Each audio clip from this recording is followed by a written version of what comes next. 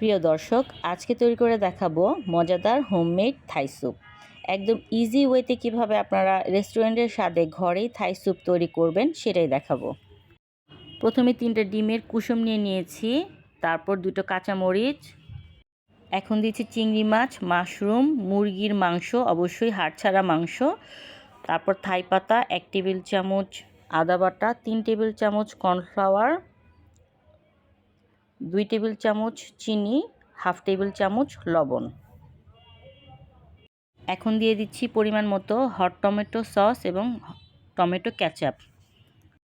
থাই স্যুপের main ingredients হচ্ছে থাই পাতা, তো আমি সবগুলি ইনগ্রেডিয়েন্টস ভালোভাবে মিক্সড করে নিচ্ছি। আর এখন দিয়ে দিচ্ছি 1/2 টেবিল চামচ রেড চিলি। এখন আমি পরিমাণ মতো পানি দিয়ে দিচ্ছি। পানি দেওয়ার পর 15 মিনিট আমি রান্না করব।